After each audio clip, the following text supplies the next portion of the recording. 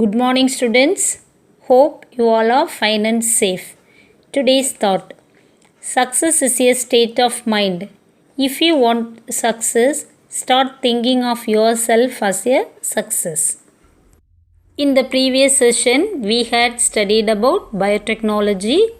Today, we are going to learn a new topic: ecosystem. Have you seen lakes, ponds, and pools in your surroundings? They are all called water bodies with many components in them. Can you list out the things which are found in the water bodies? It is non-living components such as mud, nutrients, clay, dissolved gases, etc. Then living components such as planktons, microorganisms, plants like algae, hydrilla, Nelumbo, nymphea, and animals like snake, small fish, large fish, frog, tortoise, and crane are the components in the water bodies. These are all together form an ecosystem. In this chapter, we shall learn about structure of ecosystem, functions of ecosystem, succession, and vegetation. First, let's discuss about ecosystem. The term ecosystem was proposed by A.G. Tansley in the year 1935. He defined it as the system resulting from the integration of all the living and non-living factors of the environment. Whereas Odum in the year 1962 defined ecosystem as the structural and functional unit of ecology. Structure of ecosystem. Ecosystem comprises of two major components. They are abiotic components and biotic components. Abiotic means non-living, biotic means living components. Abiotic components includes climatic factors, edaphic factors, topography factors, organic components and inorganic substances. Climatic factors, what are they? Air, water, sunlight, rainfall, temperature and humidity. Already we know that, isn't it?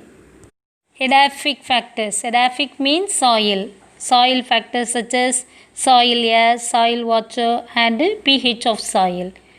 Topographic factors. What do you mean topography?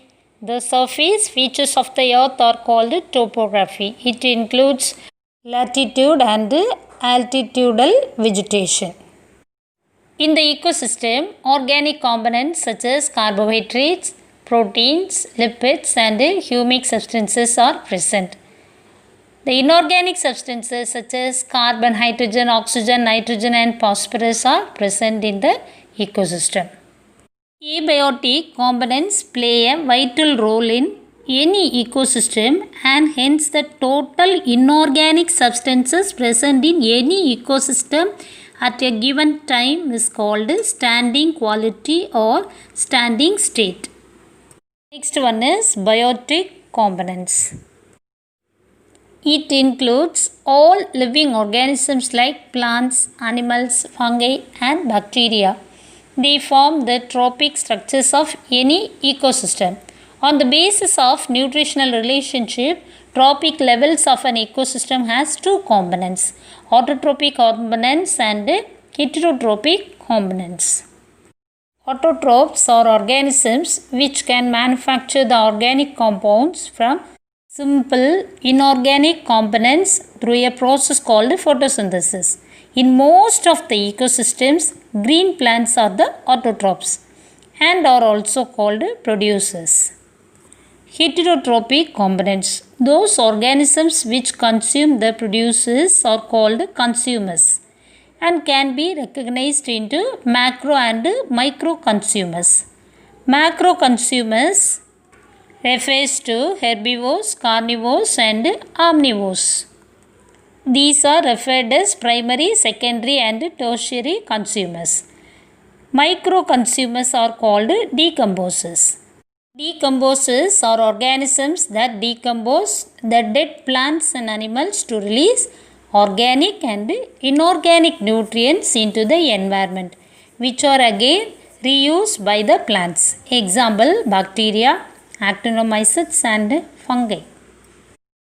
of living materials present in a population at any given time is known as standing crop. So, what is standing quality or standing state? Inorganic substances present in any ecosystem at a given time is called standing quality or standing state. What is standing crop? The amount of living materials present in a population at any given time is known as standing crop. Standing crop may be expressed in terms of number or biomass per unit area. Biomass can be measured as fresh weight or dry weight or carbon weight of organisms. Biotic components are essential to construct the food chain, food web and ecological pyramids. Next one is functions of ecosystem. The function of ecosystem include creation of energy, sharing of energy and cycling of materials between the living and non-living components of an ecosystem. Before studying the productivity in any ecosystem, we should understand the essential role of sunlight used by the producers. The amount of light available for photosynthesis of plants is called photosynthetically active radiation. In short, it is called PAR. The wavelength from 400 to 700 nanometer is essential for photosynthesis and plant growth. PAR is not always constant because of clouds, tree shades, air, dust particles, seasons, latitudes and length of the daylight availability. Generally, plants absorb more blue and red light for efficient photosynthesis. Of the total sunlight, 34% that reaches the atmosphere is reflected back to the atmosphere. Moreover, 10% is held by ozone, water vapor and atmospheric gases, and the remaining 56% reaches the air surface. Out of this 56%, only 2 to 10% of the solar energy is used by green plants for photosynthesis, while the remaining portion is dissipated as heat. PAR is generally expressed in millimoles per square meter per second by using silicon photovoltaic detectors, which detects only 400 to 700 nanometer wavelength of light. PAR values range from 0 to 3000 millimoles per square meter per second. At night, PAR is 0 and during midday in the summer, PAR often reaches 2000 to 3000 millimoles per square meter per second. Types of carbon. Green carbon. Green carbon stored in the biosphere by the process of photosynthesis. Grey carbon. Carbon stored in fossil fuel. Blue carbon. Carbon stored in the atmosphere and oceans. Brown carbon stored in industrialized forest. Then black carbon. Carbon emitted from gas, diesel engine and coal-fired power plants. Next one is productivity of ecosystem. The rate of biomass production per unit area in a unit time is called productivity. The productivity classified into three types: primary, secondary and community productivity. Chemical energy or organic matter generated by autotrophs during the process of photosynthesis and chemosynthesis is called primary productivity. It is the source of energy for all organisms from bacteria to human. It is of two types: gross primary productivity and net primary productivity. The total amount of food energy or organic matter or biomass produced in an ecosystem by autotrophs through the process of photosynthesis is called gross primary productivity. Net primary productivity (NPP), the proportion of energy which remains after respiration loss in the plant is called net primary productivity. NPP equal to gross primary productivity minus respiration. Secondary productivity. The amount of energy stored in the tissues of heterotrophs or consumers is called secondary productivity. It is also two types, gross secondary productivity and net secondary productivity.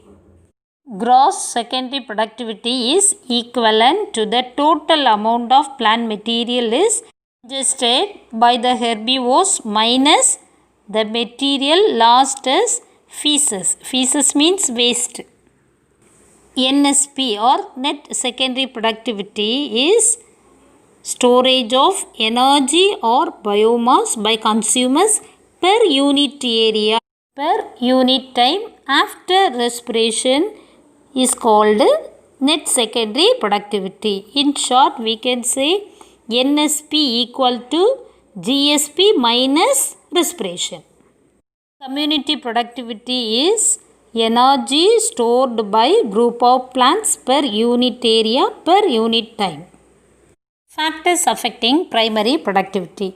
Primary productivity depends upon the plant species of an area, photosynthetic capacity, availability of nutrients, solar radiation, precipitation, soil type and topographic factors.